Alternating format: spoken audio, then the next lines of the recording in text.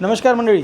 कोणत्या जमिनीत कोणतं खत कशा पद्धतीने रिॲक्ट करतं किंवा कोणत्या जमिनीत कोणतं खत कशा पद्धतीने त्याची उचल होते हे आपण या व्हिडिओमध्ये पाहणार आहोत. तर इथं माझ्यासमोर एक चार्ट दिलेला आहे. या चार्टमध्ये तुम्हाला इथं सॉईल पीएचची रेंज दिलेली आहे. म्हणजे चा पीएच आहे, इथं 7चा पीएच आहे आणि इथं 10चा पीएच आहे. तर इथं आहे नायट्रोजन. आता नायट्रोजन हे इथं पहा 6 दिसते, 6 ते 7.5च्या दरम्यान उचलले जाते. त्याचप्रमाणे फॉस्फरस जे आहे तर 6 परत एक साधारण 6.25 ते 7.25च्या दरम्यान चांगले उचल होते. तर इथे तुम्ही पाहू शकता 1 2 3 4 हे 4च असे अन्नद्रव्य आहे. म्हणजे नायट्रोजन, फॉस्फरस, पोटॅश आणि सल्फर 4च असे अन्नद्रव्य आहे जे 6.5 ते 7.5 या दरम्यान उचलले जाते.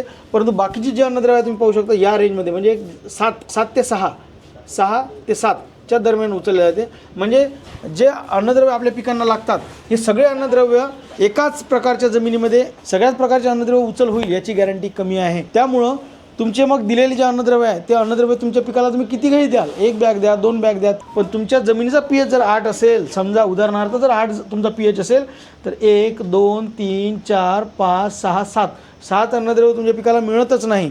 किंवा तुमच्या जमिनीचा पीएच जर 6 असेल तर 6मध्ये 1 2 3 4 हे कमी, 5 6 7 ते 8 अन्नद्रव्य आहे. म्हणजे 4 अन्नद्रव्य कमी, 3 अन्नद्रव्य बिलकुलच, 4 अन्नद्रव्य बिलकुलच मिळत नाही, 3च अन्नद्रव्य चांगल्या प्रकारे मिळते. म्हणजे म्हणून मग याच्यासाठी काय चेक करणं गरजेचं आहे? याच्यासाठी चेक करणं गरजेचं आहे की तुमच्या जमिनीचा पीएच किती आहे.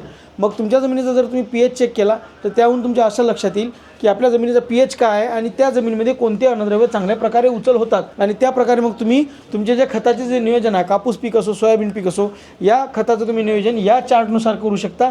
याच्याविषयी जर आणखी डिटेल माहिती लागत असेल तर माझ्या स्क्रीनवर दिलेल्या नंबरवर जाऊन तुम्ही मेसेज करा. तुम्हाला माहिती लागते ते, किंवा याच्या व्यतिरिक्त आणखी कोणत्या विषयावर व्हिडिओ लागत असेल तर जरूर कळवा. धन्यवाद.